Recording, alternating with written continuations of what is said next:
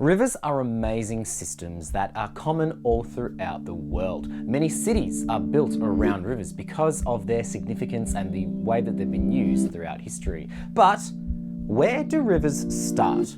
Well, I know one way to find out.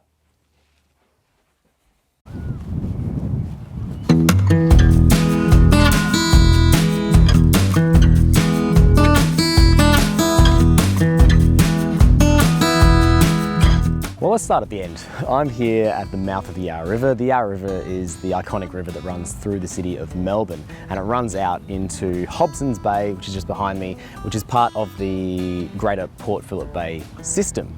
And this is where it ends. In some rivers, you may see some unusual land extending out from it. It's difficult to see with the Yarra, but you can certainly see it in other rivers. A delta is the name of the land extending out of a river.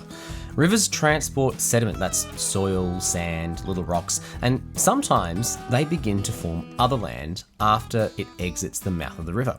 Very cool. Let's go a little further up the river. Before the mouth of the river, we have the lower river course. There are different parts of the length of the river which we'll see today.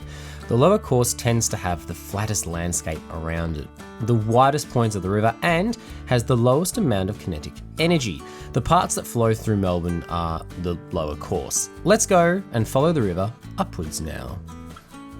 I'm here now at Yarra Bend Park. This is part of the middle course of the river.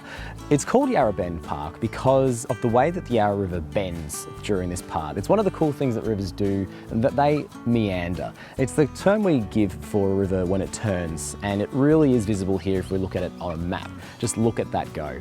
There's a lot of sediment in the water in the middle of the river because it's had a lot of time to gather sediment throughout the run. Not as much as in the mouth, but still a fair bit, as you can tell by the colour of the river. There's a lot of dirt and things from rocks and soil, but there's also a fair bit of pollution in there. Another fun bit about this part of the river is that a lot of grey-headed flying foxes have their home here. There's a colony of about 5,000 of them, and it seems that I'm here at the wrong time of day because there are none around. Well. Let's go a little higher up the river now, shall we? The middle river course has a little more kinetic energy than the lower course and can be fairly flat, but can also have some hills on either side of it, as we saw at Yarra Bend Park.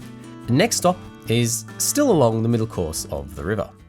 I have made my way now to a spot on the Yarra River where a creek runs into it. So you can see kind of the outlet. There's a bit of reeds behind me where the creek is. I'll show you on the B-roll, but you can see kind of the mud where it's running out into the Yarra River. This is what we call a confluence. So when we've got two streams of water running into each other, or that join to make one stream, we call it a confluence. And creeks join into rivers all along the river system. The whole river system, we've got creeks and other rivers joining into the main river as it makes its way to the sea. Water wants to take the easiest way to the ocean. That's not always the shortest, because a river meanders, but it wants to take the easiest path to the ocean. And if you've already got a large amount of water that's carved a river through the land, it's often easier for smaller amounts of water to join into that river, which is where we get creeks and confluence points throughout the river system. I just think it's really cool. Also, this is a gorgeous spot. I think I might stay here for a minute. I dare say a wombat lives down there. Cool. It's time to continue to go uphill and to the upper course of the river. I'm now here in Warburton and I'm quite a bit further up the river course. You might notice behind me that things are moving quite a bit quicker. We've got some rapids behind me here. They're moving quicker because the course is actually a little bit steeper towards the higher end of the course. And because it's steeper, there's more kinetic energy, which means it's moving faster. The river is not quite as wide here. There's not as much water going through. It'll gather more water as it goes down towards the bay. But because it's a bit steeper, it's moving quite a bit quicker. It's also a little clearer. There's less sediments in this part of the river because there's been less to feed into it. We've still got a ways to go before we find where it comes from. So let's go.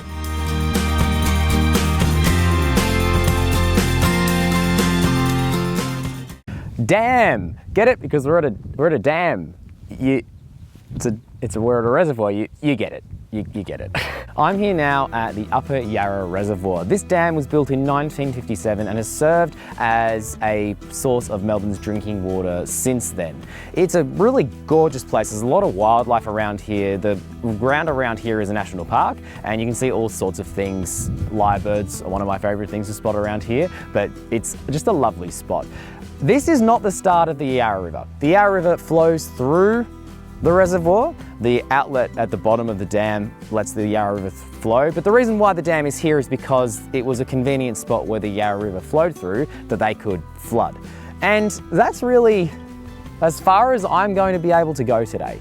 There is a track that could get me pretty close to the origin, but it's all managed by Melbourne Water and they don't want people actually going around this area because they might disturb it. It's a water area. If someone from Melbourne Water is watching and you want to give me a tour, get in touch. My email is in the description. If I continue going that way, we're eventually going to get to Mount Baw, which marks the official start of the Yarra River, but it's not that simple. Rivers don't start in one place. They start in lots of places. Let's talk about the watershed. The watershed refers to the land that the rain falls on that will eventually feed into a river system. The Yarra River, with all its meandering, is about 242 kilometres long, which is pretty lengthy, but its watershed is much more substantial. Its watershed, containing creeks, wetlands, lakes, billabongs, and other rivers that contribute to the Yarra River, is about 4,000 square kilometres. Rain that falls in this area will eventually make its way into the Yarra River, unless it's collected and used for something else. So, where does the Yarra River truly begin? You can pinpoint it on a map where the stream called the Yarra River begins, even though you probably shouldn't visit it because of its location, but really, the Yarra River begins with its tributaries, the watershed, where rain falls and makes streams, eventually landing in the river, which makes its way into the ocean. This is also why a river doesn't dry out when it hasn't rained for a while, because the area that it's collecting water from is so large. Thank you so much for watching this video. I hope that you have enjoyed it. It's been really cool for me, actually, just to track the Yarra River from its mouth back to not quite its origin, but close enough. And it's been good to talk about the watershed and how water is so often connected within a system. It's, I think, really, really cool, and I hope that you enjoyed it as well. If you enjoyed this video, I'd love to know in the comments below and with that like button, and I invite you to subscribe to That's Pretty Cool for more videos all about things like this. It's been great to have you along for the journey today, folks. Thank you so much for watching. Take care, stay curious, and we'll see you next time.